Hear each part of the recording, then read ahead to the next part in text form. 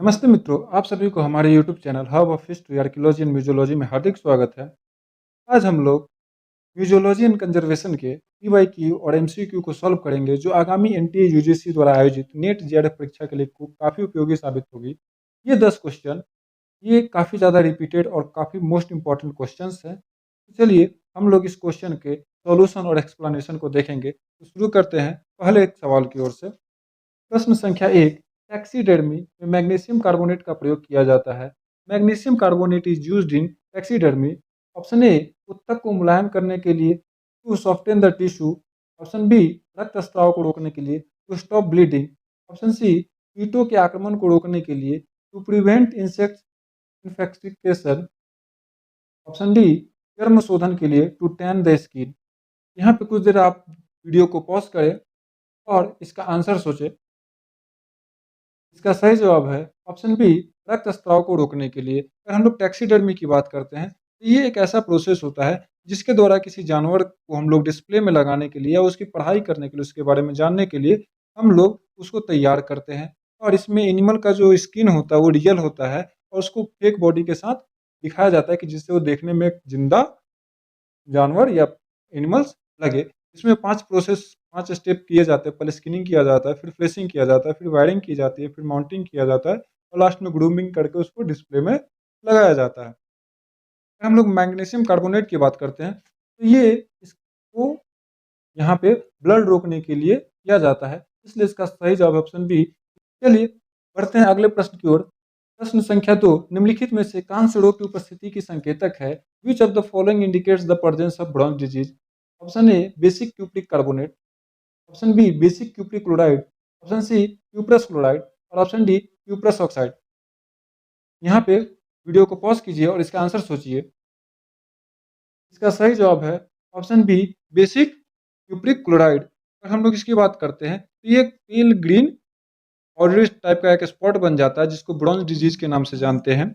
और ये पहले क्यूप्रस ऑक्साइड होता है जो नैनोटोकाइट बोला जाता है, और यही एटाकामाइट में बदल जाता है जिसको एटामाकाइट बेसिक क्यूप्रिक क्लोराइड को बोलते हैं। तो इसका अगर हम लोग उपचार किया जाए, ट्रीटमेंट किया जाए, तो इसके लिए alkaline रोचेल salt plus sulphuric acid 10%, और अगर दूसरा उपचार देखा जाए तो zinc plus sulphuric acid acid 90%।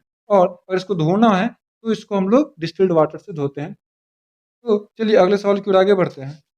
प्रश्न संख्या 3, पाइराइट का क्षरण किस सामग्री में होता है? Pyrite decay occurs in which material? Option A, जीवावशेष में, फॉसिल्स। ऑप्शन बी, धातुओं में, मेटल्स। ऑप्शन सी, जैविक नमूनों में, बायोलॉजिकल स्पेसिमेन। ऑप्शन डी, वस्त्रों में। यहाँ पे वीडियो पॉज कीजिए और आंसर सोचिए। चलिए इसका सही जवाब है ऑप्शन ए, जीवावशेष में। यहाँ पर आप फोटो में देख सकते हैं कि किस प्रकार से फॉसिल्स में ये पाइरेट डीके होना शुरू हो जा रहा है। देखा जाए तो पाइरेट डीके का केमिकल फॉर्मूला Fe2 होता है और इसको फूल्स गोल्ड भी बोला जाता है, मतलब मूर्खों का सोना भी बोला जाता है, और ये येलो येलो कलर का आ जाता है, दैट्स वाई इसको फूल्स गोल्ड बोला जाता है। चलिए अगले सवाल की ओर आगे बढ़ते हैं। प्रश्न संख्या 4, फॉक्सिंग होती है। फॉक्सिंग अकर्स इन, ऑप्शन ए, कागज में, इन पेपर। ऑप्शन बी, वस्त्र में, इन टेक्सटाइल। ऑप्शन सी, लकड़ी में, इन वुड। ऑप्शन डी, चमड़ा में, इन लेदर। यहाँ पे वीडियो पॉज कीजिए और इसका आंसर सोचिए। चलिए इसका सही जवाब है ऑप्शन ए, कागज में। यहाँ पर आपको एक फोटो दिख रहा होगा कि किस प्रकार से एक चकत्ते चकत्ते पेपर पर ये लुइस बन गए हैं, और यही क्या होता है, इसी को हम लोग फॉक्सिंग बोलते हैं। ये यूजीसी नेट के द्वारा पूछा जाने वाला सबसे ज़्यादा क्वेश्चन है। ये क्वेश्चन हमेशा पूछता है। चलिए अगले सवाल की ओर आगे बढ़ते हैं। प्रश्न संख्या 5, म्यूजियम इन्वायरमेंट का लेखक है। Museum environment is authored by, option A, H J Plenderleith. Option B, OP Agrawal. Option C, T R Gairola. Option D, Gary Thomson. Video pause कीजिए और आंसर सोचिए।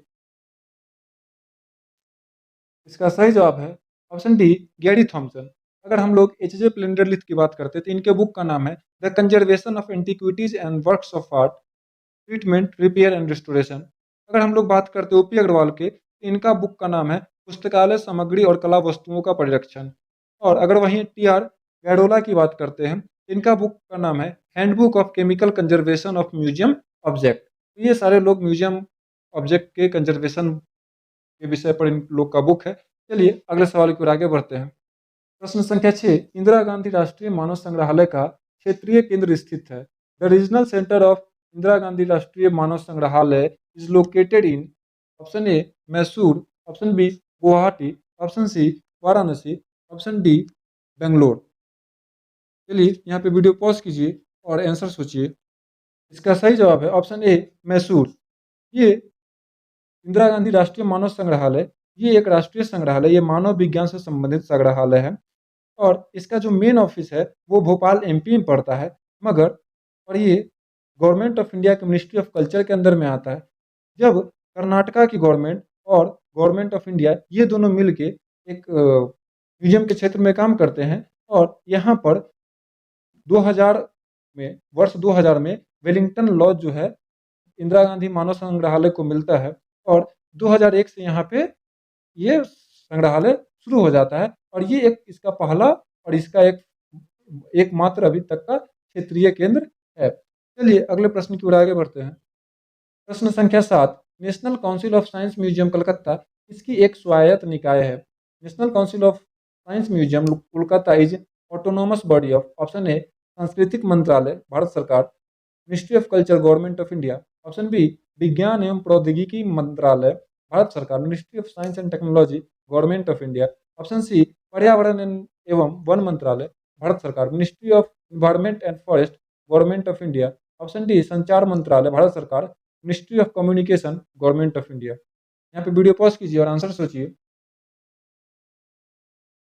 इसका सही जवाब है ऑप्शन ए सांस्कृतिक मंत्रालय भारत सरकार। ये ministry of culture and government of India के अंतर्गत आता है।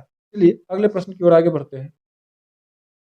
प्रश्न संख्या 8, Birbal Sahni institute of palaeobotany का संचालन करती है। Birbal Sahni institute of palaeobotany is run by option A Madhya Pradesh की सरकार, ऑप्शन बी बिहार सरकार, ऑप्शन सी भारत सरकार, ऑप्शन डी उत्तर प्रदेश की सरकार। यहाँ पे वीडियो पॉज कीजिए और इसका आंसर सोचिए। इसका सही जवाब है option C government of India. चलिए अगले प्रश्न की ओर आगे बढ़ते हैं। प्रश्न संख्या 9, हर्मिटाज स्थित है। Hermitage is located at option A Cambridge, option B Florence, option C saint Petersburg और ऑप्शन डी पेरिस। यहाँ वीडियो पॉज कीजिए और आंसर सोचिए। चलिए इसका सही आंसर मैं बता देता हूँ, ऑप्शन सी सेंट पीटरबर्ग जो कि रसिया में है और इसका पूरा नाम देखा जाए तो द स्टेट हेरिटेज म्यूजियम है और ये एक आर्ट एंड कल्चर का म्यूजियम है यहाँ, और ये दुनिया का दूसरा सबसे बड़ा आर्ट म्यूजियम है और इसकी शुरुआत 1764 में इम्प्रेस कैथरीन द ग्रेट कहा जाए तो रूस की जो महारानी थी कैथरीन द ग्रेट उसके द्वारा शुरू किया गया था और ये कलेक्शन था जोहान अर्नेस्ट गोटवास्की का, उसके कलेक्शन से शुरू हुआ था और 7 दिसंबर 1852 से इसका पब्लिक के लिए ओपन कर दिया जाता है। तो ये इसका सही जवाब रहा।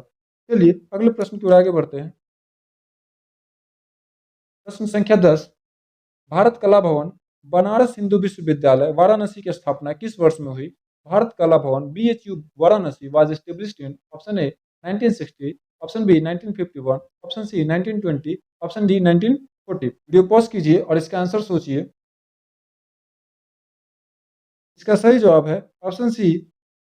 इसकी शुरुआत 1 जनवरी 1920 को संगीत एवं कला एवं चित्रकला के केंद्र के रूप में भारत कला परिषद के रूप में अस्तित्व में आया था। इसके अध्यक्ष उस समय श्री रविन्द्रनाथ टैगोर और उपाध्यक्ष में श्री आनंद शंकर बापू और श्री अवनींद्रनाथ टैगोर थे, जबकि महासचिव श्री राय कृष्ण दास थे।